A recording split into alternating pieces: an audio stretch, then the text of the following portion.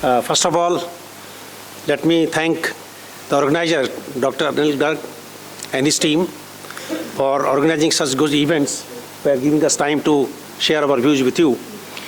Now, I must thank Sushant. For having given a very broad perspective of what the digital technology means and how it will work in the system. I am just to cover the industry's prospects, how it is going to catch up and what will happen. So I will just address 3-4 issues. One, clean energy transition. What we really, as Dr. Garg said, what is actually the meaning of clean energy? To me, which I have understood, is a life cycle of energy, starting from the creating this energy or exploration, production, and up to utilization. What kind of exhaust emissions or what kind of development in the stage of initial exploration it gives to the environment. If the energy is so created that it doesn't give much of the environmental pollutant, mostly carbon dioxide and your sulfur oxides and nitrogen oxides. These are the basically fatal things for greenhouse.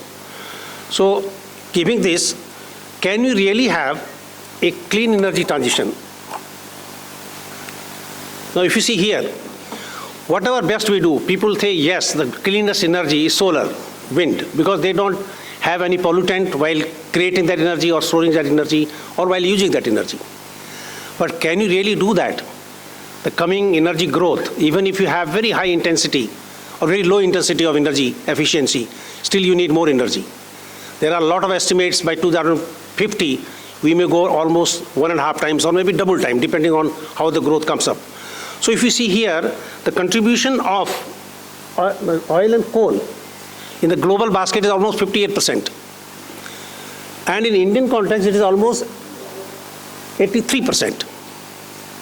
So you have seen in the morning, if you want to use the coal in India, probably there is no option, no alternative, but you go for clean coal technologies. So that is what the purpose is. We must create the cleaning of the energy constituents so that we get the clearer environment. So clean energy transition, in my opinion, even if you do best efforts, the renewables, including your solar, hydro, nuclear, or even biogas, biomass, will not be able to sustain. You have to have coal, you have to have oil, and of course, the bridge fuel, gas, which is very, very, one of the best benign fuel of fossil category. So this particular slide, I want to keep the intention, whatever best we do, there is no option but to carry on the coal, carry on the oil for the sustainable growth of the globe. Now, what we mean actually by, let's say, digital transformation is a very important topic. In many phases it has come to this particular conference. It is basically through sharing of the data of the industry and insight.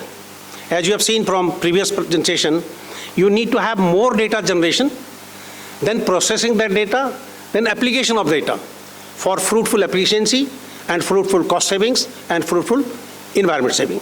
That is the basic purpose. So in this one, oil and gas industry today, if you see, it is in the very, very crossroad. You say, we have to have control over the oil production, we go for renewables. Do we really need this kind of heavy products which require more cleaning? There will be a lot of problem. So this transition is challenging for oil and gas industries. New energies coming up, both, we have never seen that renewables will take this stage in India even. Our target is under 450 gigawatt. I think we have already reached 220. So yes, there are efforts going on, but still there are a lot of question marks for oil and gas industries. It is now under unprecedented pressure to go for digital transformation because it has been a systematic growth of the industry right from beginning. In 13th century, 14th century, when there was coal, there was oil, there was gas coming up. So they go for the traditional manner. Now to go and change in the digital transformation, it is a really big challenge for the industry. The fossil fuel are slowly being phased out. You have seen that Kyoto Protocol, you have also seen the Paris Declaration, the latest Glasgow modifications. Everything says, yes, we have to phase out. With a lot of efforts by India, the coal, I think they have given right up to 2070. That means there is a challenge. Yes, we have to phase out. So in this particular process, I think we have some opportunities also. That is what we should look at from the industry perspective, because we cannot skip idle. Yes, there is a challenge, so sit down. Nobody will save until you go for using those opportunities. Innovation in carbon capture, a new business model has come. Utilization and storage. People have got their own business model now for this particular kind of new opportunities. We have digital transformation. Yes, there are a lot of industries coming up, serving, like you have seen this KPMG. They are now advising. This is a business model now to have the digital transformation. So this also is an opportunity for oil and gas industries, in my opinion. We got emerging hydrocarbon applications, hydrogen applications. These are another areas where we can really go. Why should we stop as oil and gas industry at one level? We must encash the opportunities, whatever comes, even EVs tomorrow, why not? So this hydrogen is another area where we can really explore, and our business model can incorporate along with other hydrocarbon processing. Renewable energy, yes. Now integration of global energy strategies, whatever comes up, a better mix, better utilization, more efficient exploration, production, distribution, we should be able to do that. Expansion and diversification in our own business model, adopt new models. Then you have investment in technologies and hydrogen development. Because when you apply that particular digital transformation, you need to have a lot of preparation. I'll just cover in the next slides. And adoption of circular economy. Now you have seen biomass production, biogas processing. This is nothing but a part of adoption of circular technology. This I will cover later on. Now we have challenges. Global climate change, temperature limitation 1.5 degrees Celsius. This is the focus of the total humankind if we have to survive for long. Regulatory measure and carbon tax and review of the business model. And the fourth one, which is not indicated here, is a policy unsustainability, particularly in India. We feel earlier we thought gas is the best business. Every focus was in gas. If you remember 1992 onward, is a gas application, city gas distribution, more pollution free, removes the diesel and petrol. There was banning in Delhi. All commercial vehicles were to run on CNG. Now today if you see, they say no CNG vehicle, no diesel vehicle, no petrol vehicle will be registered after 2025. This is the kind of policy changes which are having now. It's very difficult actually. Now we go for EVs. EVs, if you say, as we define, the clean energy is the one which has least pollutant through its life cycle. If you have EVs, it may not pollute at the point of application, but where from the energy is coming actually, that electricity, it is coming from the coal-based. So it is polluting there at the pit head, maybe at some other place. So this policy unsustainability is another challenge which this oil and gas industry is facing and will continue to face if you really do not take care in a track to diplomacy or in the direct applications or through some NGOs or some other applications. This is very important. Then you have circular economy. Now, chance is, supposing you do not have much return from a vertical or from this conventional way of business. You use whatever waste is coming up, apply it, process it, and get the money. That's what basically the circular economy is there. That today we can have plastic processing, go for fuels, even biomass processing, go for other fuels. So this is one area where the new policy comes here, sustainable automotive fuel from the biomass. And government is supporting, so it can be a business model. Now, Prashant has done deliberation on integration of emerging technology like cloud service, big data tool, automation, IoT, digital twins. And I will go ahead. In change how energy companies operate and serve customer from oil field to dispenser. The application of the digital technology from the oil field, right from exploration. Supposing you have a drilling process, 2D, 3D seismic. Now you have a virtual drilling process. Virtual drilling process tells you whether there is oil or gas available or not. So the cost of that virtual drilling is much, much less than having a dry hole.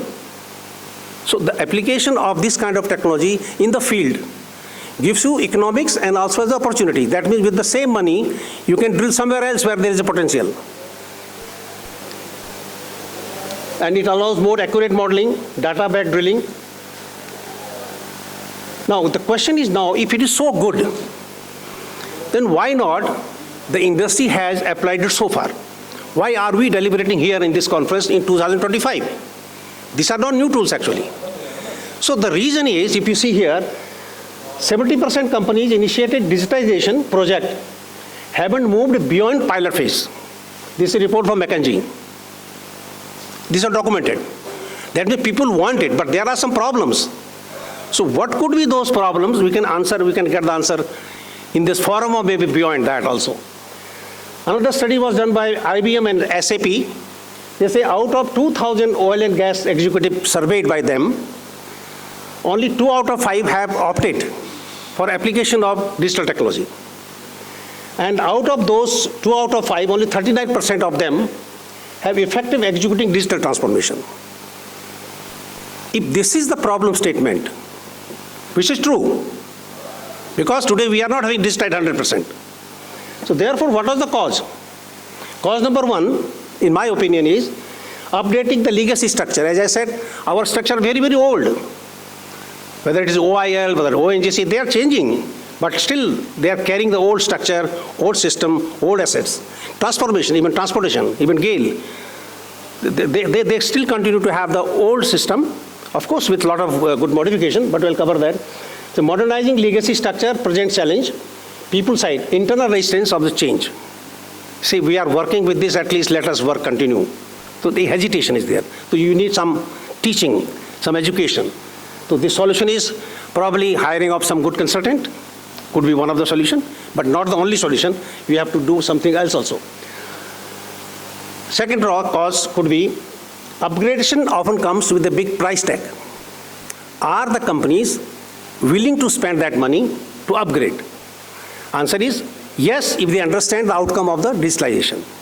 No, if they say, okay, let us go as usual. So it is either way. Striking balance between funding, edge-cutting solution, innovation, and fixing aging structure. This was an example. This example states that, in my opinion, it is better to adopt the upcoming digital transformation, because this particular West Side Airline, their pilot says your system of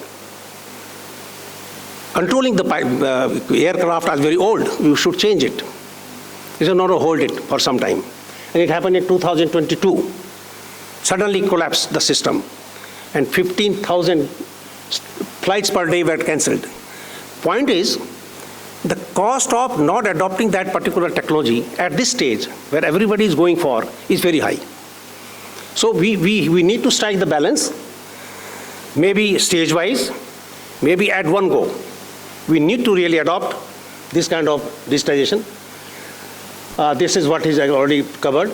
This is basically the collaboration among the people, process, technology, and the assets. Information comes up, process, then action. That is basic thing. Programs should be specific team. This is interesting now. If you want to control offsite, let's say offshore exploration production, you have a different kind of software. If you want to control pipeline transportation, you have a different kind of software. So you need to really get yourself educated to adopt that proper type of thing. Compliances and security, the regulations, protect against the hacking, global operating companies must follow different. The focus on digital transformation is, this is almost, I think, covered. We have to have next generation energy, what is coming up, prepare yourself to adopt that particular new change. Automated, safe and secure operation for your own plant, because you are going to go in the new domain now, not the conventional one. Then you have trained human capital, the inhibition which the old people have, that whether we will be able to do or our job may be shelved off. So if they are properly educated, probably that kind of inhibition will go out. Then we have new business models, next wave mobility, zero greenhouse gases, ecosystem, and trusted and secure technology data. These are basically the concept for which the data transmission group. Now, benefit. I will just scroll through because it's already been done. Reduce the effect of price volatility, explosion production, because it senses, it takes you very, very high information, very, very fast. As we have, let's say, AI. The AI module, earlier I was controlling this, let's say, pipeline. HBJ, very important. Leak detection was one of the very important functions. So it was getting transmitted through a particular pooling of the information. It says, one pool, it says there is a difference in the pressure at that particular point. One information, then it confirms another information. Then with third information comes, there is a yes, there is a leak.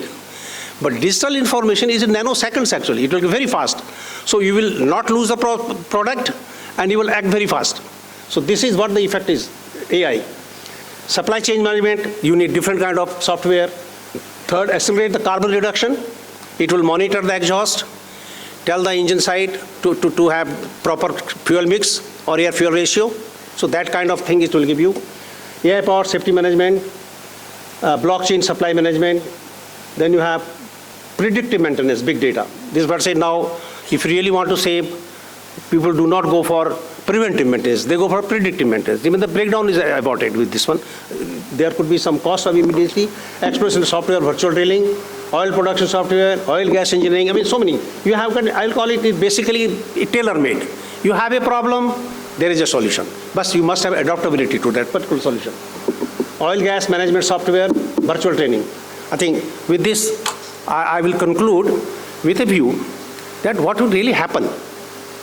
There was a question, I think somebody was discussing, what will do AI, artificial intelligence? If it comes up full-fledged, will the humankind will lose the job? Very interesting question actually. But in my opinion, the AI will be adopted by the people actually. The AI will not adopt the people. It is we who have to do the AI. So if any person or any team which is using AI will replace the team which is not using AI. I repeat again, AI will never replace the manpower, but it will replace the manpower which are not using AI. So therefore, I think we should be alive to the change and alive to the requirement of the environment. So if we have to really live long, give our future generation a clean environment, we need to adopt digital transformation in oil and gas industries particularly because it is basically giving you the energy for long term. With this, I think I thank you very much for patiently hearing. Thank you very much.